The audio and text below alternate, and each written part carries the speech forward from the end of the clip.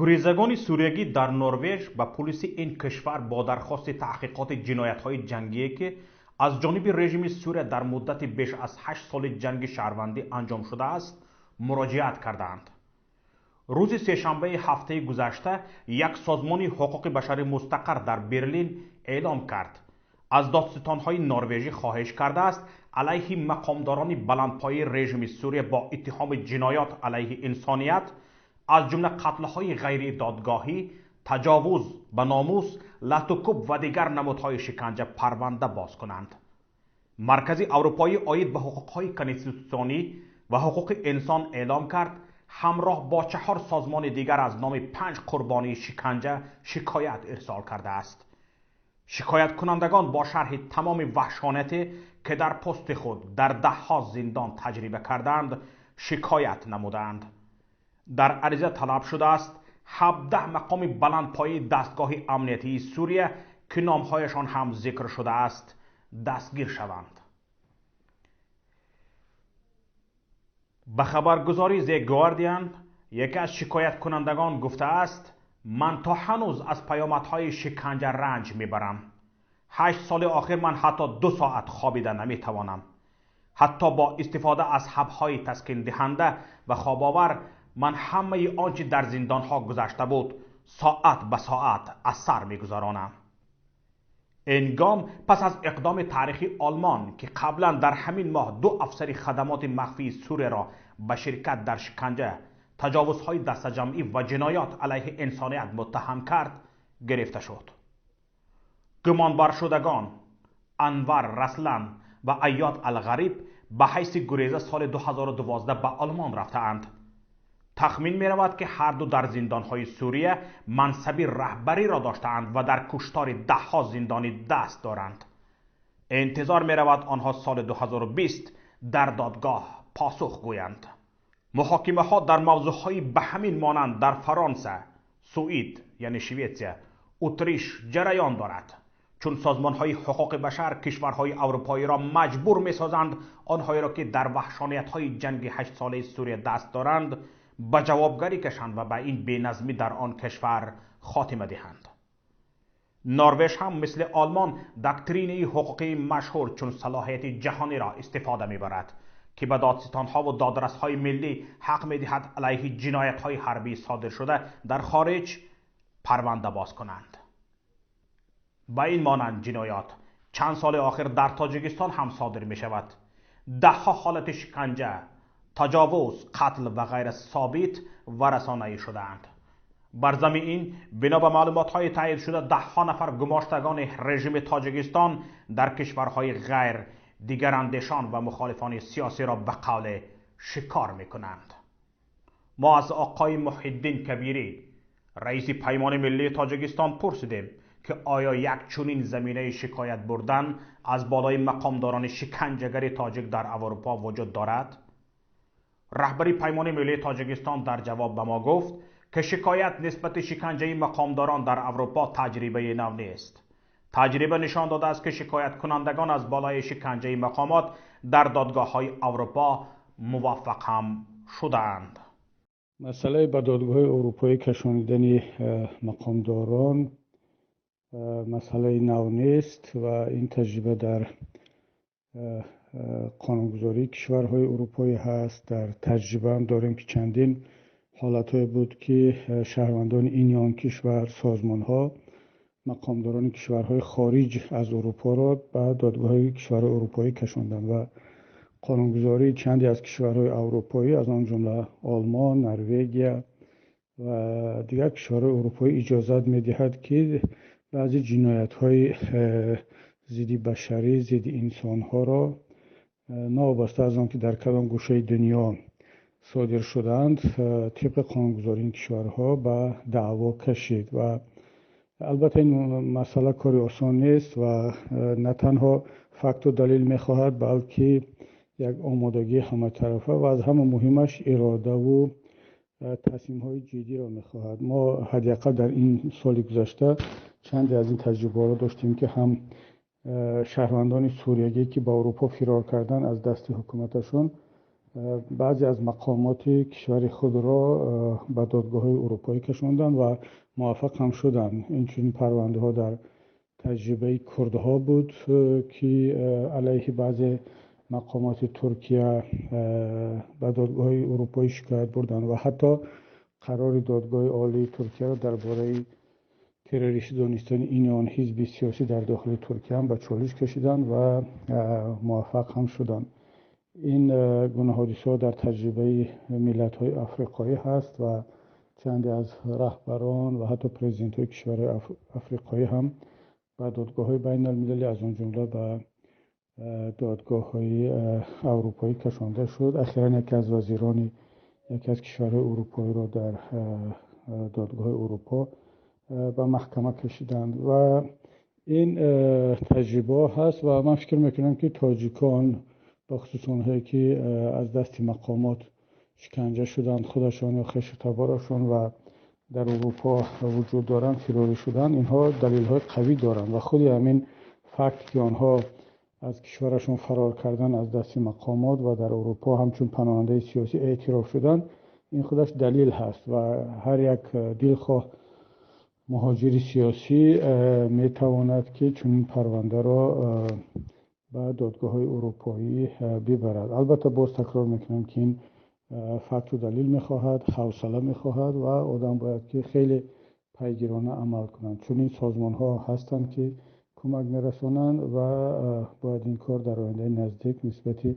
مقامات تاجیکستان که در شکنجه، زورآوری، قانونشکنی علیه شهروندان متهم هستند، این قضیه های دادگاهی باید که آغاز بشود. رهبری پیمان ملی تاجیکستان میگوید با وجود تضییق و فشار و زورآوری زیاد بالای شهروندان، جامعه شهروندی و احزاب سیاسی همیشه در تاجیکستان تا این وقت کوشش کرده بودند که مسئله های داخلی به بیرون کشیده نشود و در داخل حل شود. اما متاسفانه خود حکومت همواره از پی بدنام کردن ملت شد و شهروندان خودش را در عرصه بین الملل به تروریست و اکستریمیست با فرستادن هر گونه روی خط سیاه بدنام کرده ایستاده است. محیدین کبیری میگوید وقتی آن رسیده است که دیگر جامعه شهروندی و احزاب سیاسی تاجیکستان بالای این مسئله کار کنند. اما یک مشکلی که در جامعه ما تاجیکستان هست، جامعه شهروندی به خصوص حزب حرکت اپوزیسیونی تا امروز علیه حکومت هیچ فکت و دلیل جمع‌آوری نکردند. این یکی از کمبودی‌های عمومی ما هست، چون ما حتی وقتی که در دوشنبه هم بودیم اینقدر عذاب و شکنجه بود و خلافکاری ها بود، مثلا ویران کردن سازشنامه صلح از طرف حکومت در همون سالها آغاز شده بود. اما ما همیشه با اون فرهنگ تاجیکی که نباید بحث و جنجال‌های داخلی خانوادگی رو به بیرون کشاند، حتی با سازمان‌ها و سفارت‌های در تاجیکستان بودم شکایت نمی‌کردیم و وقتی که از ما سوال می‌شد که چه مشکلی هست، چی پرابلم و مشکلی داره، ما همیشه تلاش می‌کردیم که بگیم که خب هستن مشکل‌ها، اما این مشکل‌های داخلی تاجیکستان هست و نباید خارجیان دخالت کنن، ما این مشکل‌ها رو بین خود حل خواهیم کرد. و این را یک مقدار عیب و فعالیت‌های ضد ملی و غیر وطن دوستانه می‌دانستیم که به خارجیان شکایت کرده شود، در صورتی که حکومت تاجیکستان مقامات نه تنها علیه شهروندان، حزب‌های سیاسی و مخالفین پرونده ها را طول این همه سالها جمع آوری کردند، ثبت کردند، بلکه در اولین فرصت اون را در نزد خارجی ها میبرند و از بالای شهروندان خود شکایت میبرند، تهمت میکنند و حالا ببینید که در اینترپول چقدر نامی تاجیکان هست، از همه کشورهای دیگر زیاد و در روی خط بانک ملی هم بیشتر از نزدیک 3000 یا شاید بیشتر شهروندان تاجیکستان هستند که گویا با تروریسم ربط دارند. یعنی حکومت هم حقوق شهروندان رو پامال میکند، هم شکنجه میکند و هم از بالای شهروندان بیگناه خودش به خارجی ها شکایت میبرد و تهمت میکند، در صورتی که شهروندان هم اذیت میشوند، هم شکنجه میبینند، هم نسبت آنها ظلم میشود. اما باز هم در فکر ملت، بی آبرو نشدن ملت یا نکشاندن بحث داخلی ملی به خارج، ما از جمع‌آوری فکت و رقم ها و دلیل های جنایی بر علیه حکومت تا امروز خودداری میکردیم. به نظر من وقتی آن رسیده است که دیگر نیازهای جامعه شهروندی به خصوص سازمان‌های دفاع از حقوق بشر این کارها را جدی‌تر بگیرند و پرونده چندی از مقامات را که معروفند در بین مردم با قانون شکنی و با ظلم و شکنجه به دادگاه اروپایی برده شود. عبدالستار بابایف رهبری کمیته شهروندی نجات گروگانان و زندانیان سیاسی در تاجیکستان به پیام گفت در اختیار این کمیته خیلی شکایت ها از شکنجه مقامداران نسبت دیگر اندیشان و مخالفان سیاسی و حتی پیوندان آنها جمع آوری شده است. کمیته این مسئله را به طور جدی آموخته ایستاده است و در آینده نزدیک با همکاری با سازمان‌های دفاع حقوق بشر از بالای مقامداران شکنجهگر به دادگاه‌های بین المللی و هم اروپایی شکایت خواهند برد. البته ما کمیته شهروندی نجات گروگانان و زندانیان سیاسی در تاجیکستان نامه‌های 77 نفر از این شکنجهگران از وزیر و رئیس کمیته های کشور تا کارنفران عادی نامه‌های آنها در یک روزنامه که ما به تب رساندیم اسم 77 نفر در آنجا جمع آوری شد و تا امروزها از جانب شهروندان نامه‌های شکنجهگرانی از مقامات قدرتی به ما رسیده ایستادند و همه اینها در بایگانی ما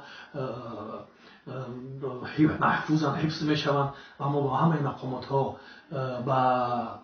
سازمان های بین المللی حقوق بشر این نامه های آنها را رسانده ایستادیم و ما هم همه کوشش ها را شعبه های حقوقی ما هم همه کوشش را به خرج داده ایستادند که این ظالمان و این شکنجهگران حتما به دادگاه های بین المللی کشیده می شوند. این روزها ما شاهد آن هستیم که می بینیم که در کشورهایی که در اونجا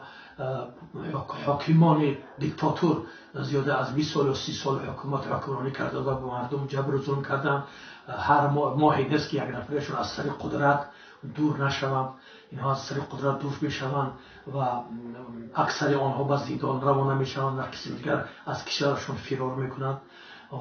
آنهایی که چاپلوسی کرده بودند در زمان حکمرانی این دیکتاتورها و جبر و ظلم را برای مردم روا دیدند، این روزها روانه زندان شده ایستادند و این روزها هم دور نیست که در تاجیکستان فرا خواهد رسید و داد این مظلومین از ظالمین ما خواهیم این داد را گرفت و مظلومین بدانند که ظالمان در نزد قانون جواب می‌دهند و اینا ما یک روز به چشم خودمان خواهیم دید و ما هم اینها را به سودهای بین المللی البته میکشونیم. مورد به ذکر است که مقامات انتظامی تاجیکستان موج جدید فشار و تعقیب و تهدید و بازپرسی های طولانی خود علیه نزدیکان و پیوندان خیلی از مخالفان کنونی و سابق حکومت را در داخل کشور آغاز کردند. طور روزنامه‌نگار تاجیک امرالله نظام در صحیفه فیسبوکیش نوشته است به فرق از دوره‌های قبلی مقامات زنان کودکان نابالغ را نیز مورد استنطاق و زیر تهدید و فشارهای مختلف خود قرار داده علیه برخی از آنها پرونده‌های جنایتی باز کردند. ده‌ها خانواده‌ها از نزدیکان پیوندان مخالفان را مقامات انتظامی کشور در سر تا سر تاجیکستان مورد فشار و تعقیب و تهدید و بازپرسی‌های طولانی قرار داده‌اند.